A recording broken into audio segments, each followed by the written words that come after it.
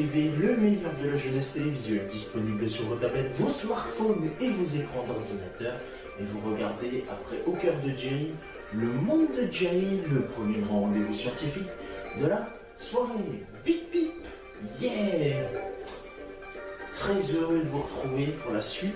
Et si vous voulez nous rejoindre, soyez les bienvenus. Dans quelques instants, nous allons démarrer notre rendez-vous d'expérience. Oui, c'est le 18h chimique. Alors préparez-vous avec vos lunettes de protection et un tablier. Et sinon, toujours une feuille et un stylo. Et c'est parti pour notre rendez-vous jusqu'à 18h30 grand max. Et vous êtes les bienvenus. C'est parti, en route.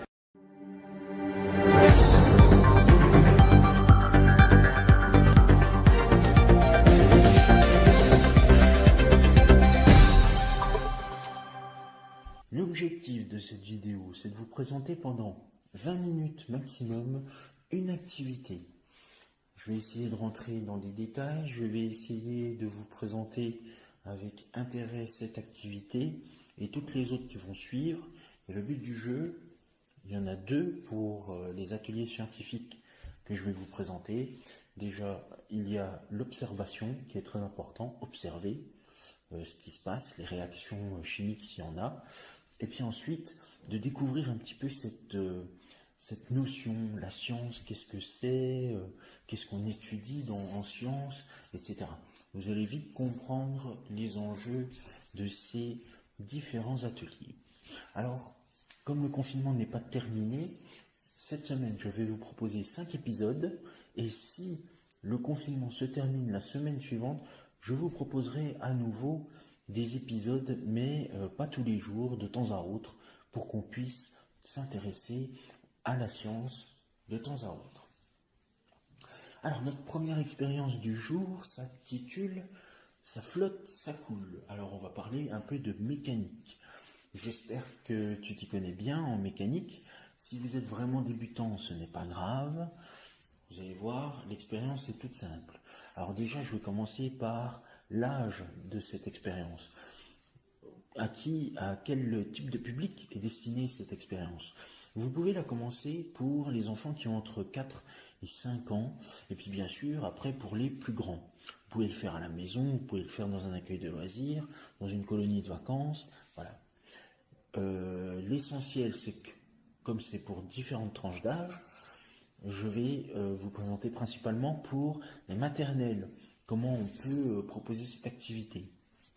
Alors, pour l'activité et notamment pour les maternelles, vous pouvez d'ores et déjà préparer en amont le matériel et vous pouvez aussi également préparer une feuille de papier. Vous pouvez utiliser des feuilles de brouillon. Et sur ces deux feuilles, vous allez pouvoir représenter deux images pour notre jeu « Ça flotte, ça coule ». Vous pouvez représenter une feuille avec la bassine dans laquelle vous avez mis de l'eau, la bassine bleue qui est là avec de l'eau. Et puis, en dessinant, vous pouvez aussi ajouter un objet qui flotte au niveau de l'eau et bien le matérialiser. Ça, les enfants, c'est important pour eux, une représentation de manière illustrée. Et enfin, une dernière image avec la bassine, de l'eau, et puis cette fois-ci l'objet, mais qui se trouve au fond de la bassine, donc l'objet qui coule. Et une fois que vous avez fait ceci, vous essayez de bien séparer ces deux feuilles, vous les mettez de chaque côté, comme ça les enfants, les maternelles, vous allez pouvoir faire l'expérience qui suit, et une fois que c'est fait, vous allez retirer l'objet et pouvoir le déposer sur la bonne feuille, la bonne image.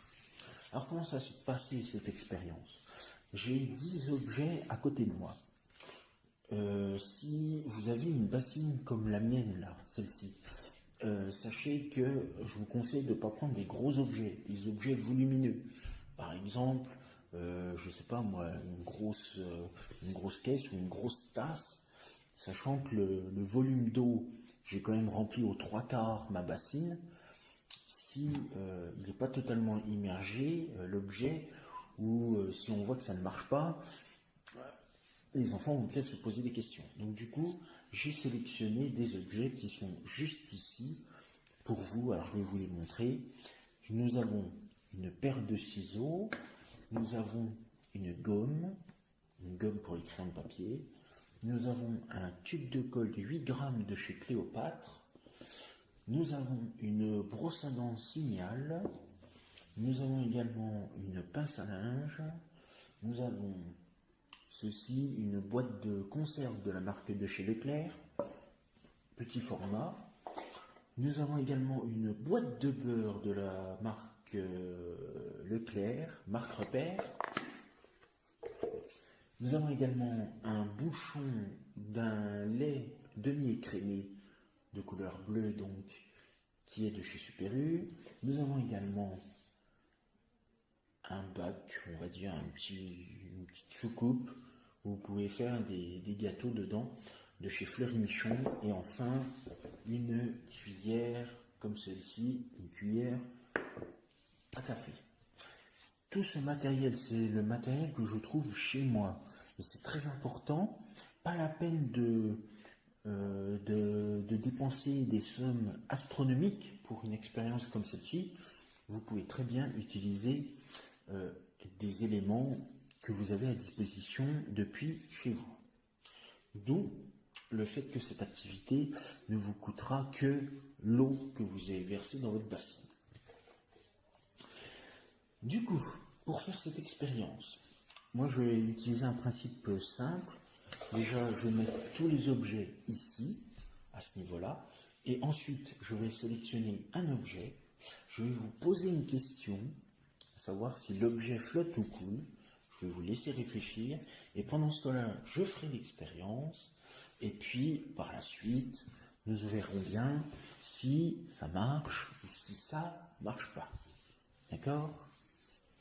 Alors, ce que je vous propose, c'est qu'on commence déjà par la paire de ciseaux. La paire de ciseaux, à votre avis, est-ce qu'elle va flotter ou est-ce qu'elle va couler? On essaye. Je le mets dedans. Vous avez peut-être entendu le bruit qui correspond au bruit du contact entre la paire de ciseaux et ma bassine, ce qui signifie donc que mon ciseau ne se trouve pas au niveau de l'eau, mais bien au fond de ma bassine, donc l'objet coule. Nous allons passer au deuxième objet de notre expérience et nous allons voir si celui que je vais choisir flotte ou coule. Je vous propose une gomme blanche. À votre avis, est-ce que ma gomme blanche va flotter ou va couler? Je vous laisse réfléchir, pendant ce temps-là, je vais faire l'expérience. Alors bien sûr, je le redis, je le dis avec principe, on est là pour prendre un objet et le déposer. Pas besoin d'appuyer dessus. On fait une expérience avec comme principe, je dépose sur l'eau mon objet. Eh bien, je vous montrerai à la fin les résultats de nos différentes expériences. Comme ça, ça va vous faire encore un petit peu cogiter jusqu'au bout. Alors pour les maternelles, vous pouvez garder ce principe-là. Et si jamais vous avez un tout petit nombre, vous pouvez les faire venir au fur et à mesure. Ça marche aussi avec les grands. Vous déposez dans l'eau. Vous leur demandez si ça va flotter ou si ça va couler. Seuls eux voient le résultat de l'expérience, mais pas les suivantes. Donc du coup, ils peuvent essayer au fur et à mesure. Et à la fin, vous montrez à tous les enfants, si jamais vous n'avez pas pris non plus des gros objets, vous pourrez montrer aux enfants le résultat des expériences et de regarder avec attention si leur objet flotte ou si leur objet coule. Et sinon, une autre possibilité, vous pouvez aussi les faire asseoir autour d'une table, leur demander si l'objet flotte ou si l'objet coule et faire participer l'enfant en lui demandant de déposer dans la bassine. Et au fur et à mesure que vous faites l'expérience avec les objets, vous lui demandez aussi à l'enfant de maternelle de le déposer sur la bonne image. Comme ça, vous n'aurez pas de problème par la suite. Et essayez un petit peu d'équilibrer les différents objets. Alors nous allons continuer. Cette fois-ci, je vais prendre mon troisième objet. C'est une colle de la marque Cléopâtre, 8 grammes. À votre avis, est-ce que l'objet flotte ou est-ce que l'objet va couler? Je vous laisse réfléchir. Pendant ce temps-là, je vais faire l'expérience. Alors, pour celle-ci, je garde bien le bouchon fermé, c'est-à-dire que ma colle n'est pas utilisée. Il y a la colle, le tube de colle et puis le bouchon du tube de colle. Quatrième objet cette fois-ci, je vais utiliser ceci, une pince à linge. À votre avis, est-ce qu'une pince à linge, alors celle-ci est en plastique, est-ce que ma pince à linge en plastique va flotter ou va couler? Je vous laisse réfléchir.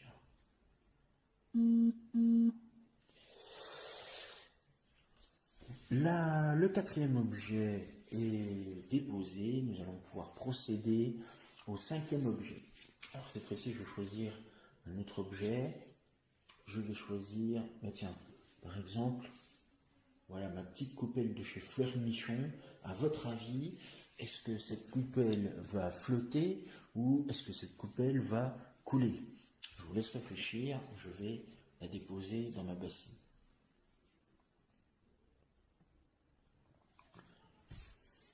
Voilà, alors, pour la coupelle que je viens de poser, je l'ai déposée, comme vous l'avez vu, je l'ai pris et je l'ai juste déposé. Je ne l'ai pas mis dans le sens avec la partie ouverte, comme ceci. Je ne l'ai pas mis dans ce sens-là, non, je l'ai mis dans ce sens-là. Alors, cette fois-ci, nous allons faire une nouvelle expérience et cette fois-ci, je vais utiliser un bouchon en plastique d'une brique de lait demi-écrémée. À votre avis, si je la mets comme ceci, donc la partie ouverte vers le plafond, est-ce que mon bouchon va couler? Je vous laisse réfléchir, ça flotte, ça coule. Réponse à la fin. Nouvelle expérience cette fois-ci et nous allons utiliser cette fois-ci une boîte de conserve de la marque, notre marque Repère de chez Leclerc. Est-ce que cette boîte de conserve telle qu'elle est dans cette position-là, c'est comme ça que je vais la mettre, comme ceci, à votre avis, est-ce qu'elle va flotter ou est-ce qu'elle va couler? Je vous laisse réfléchir.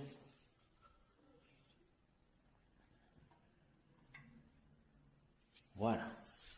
Peut-être que vous voyez déjà le résultat pour notre boîte de conserve ou pas.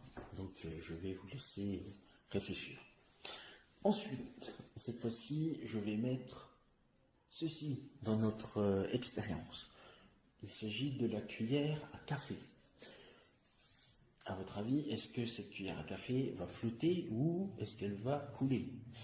À vous de me dire, je vous laisse réfléchir. Moi, je fais le même principe, je la mets dedans. Voilà. Donc, peut-être que vous avez entendu le résultat de cette expérience avec les bords de notre bassine qui ont été touchés. Nous allons pouvoir mettre nos derniers éléments. Il reste la boîte de beurre de chez Marc Repère Leclerc et puis la brosse à dents de chez Signal. Eh bien, je vais prendre la brosse à dents de chez Signal et on va voir si l'objet flotte ou si l'objet coule.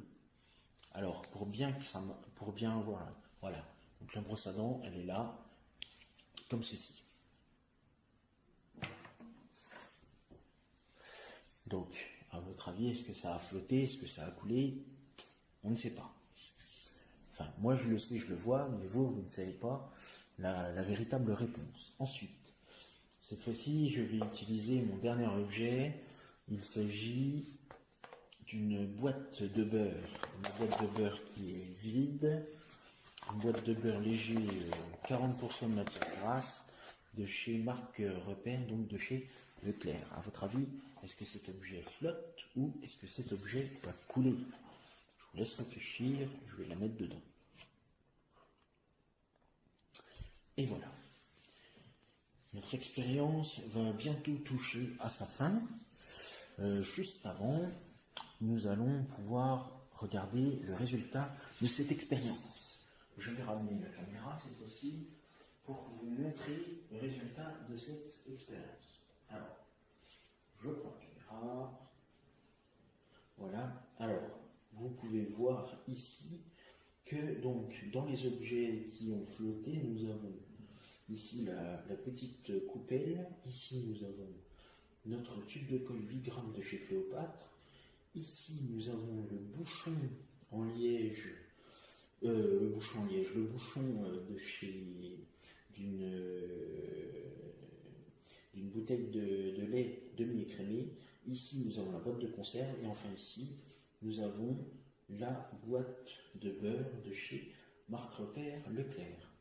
Donc ces 5 objets-là ont flotté. Alors ce que je vais faire, et ce que vous pouvez faire aussi avec les enfants, c'est que vous les prenez, et du coup, tous ces objets-là, voilà, là j'ai mis, donc ici, ma petite image avec l'objet qui flotte, donc je vais déposer tous mes objets ici.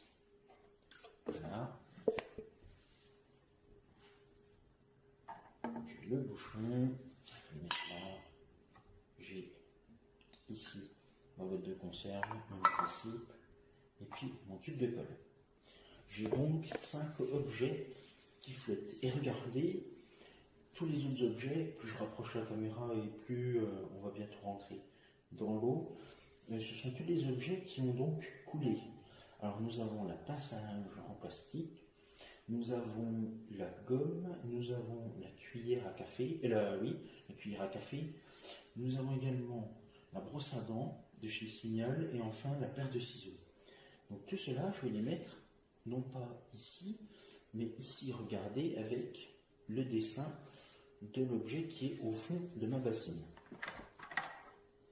Voilà, je vais les sortir et je vais les poser ici. Voilà, parfait.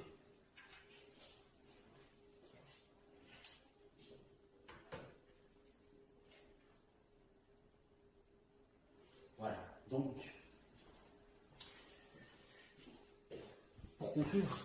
pour conclure avec notre expérience, on peut voir déjà au niveau des objets qu'ils n'ont pas du tout le même format d'objet. Regardez, donc ici, dans cette partie-là, j'ai tous mes objets qui coulent et ici, j'ai tous mes objets qui flottent.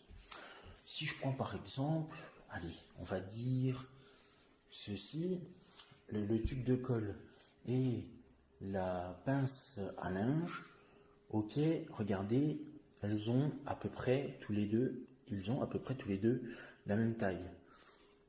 Ils ont peut-être pas le même format, mais ce qui est bizarre, c'est que cet objet, il est lourd, cet objet est léger, ils ont la même taille, mais l'objet lourd que je tiens ici, lui, flotte, et l'objet qui est ici, qui est léger, lui, coule.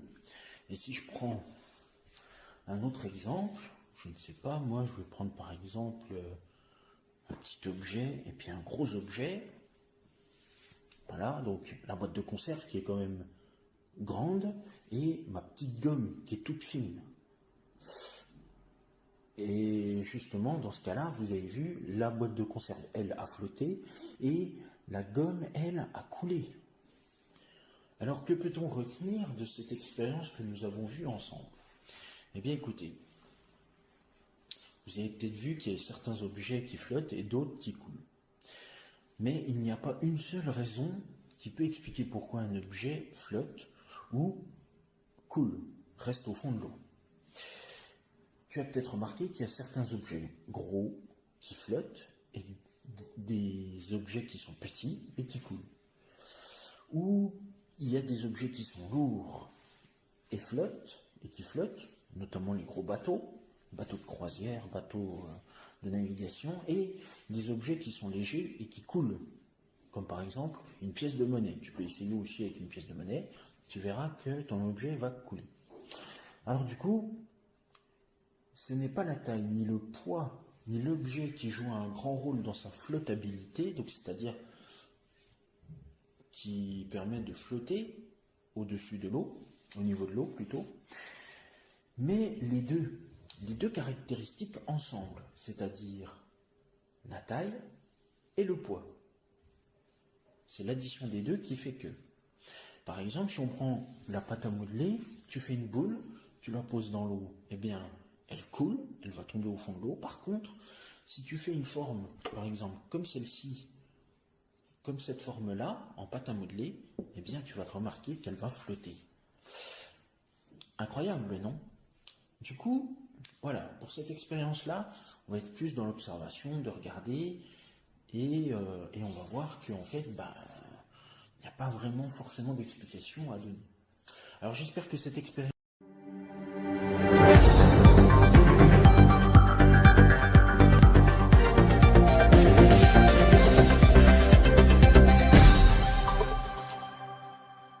Mes petits poussins, mes petits poulets, vous pouvez voir s'afficher sur votre écran les réseaux sociaux, mais aussi le compte YouTube d'AdoKids TV. Commentez, likez sur Facebook et Instagram et abonnez-vous à la chaîne YouTube d'AdoKids TV.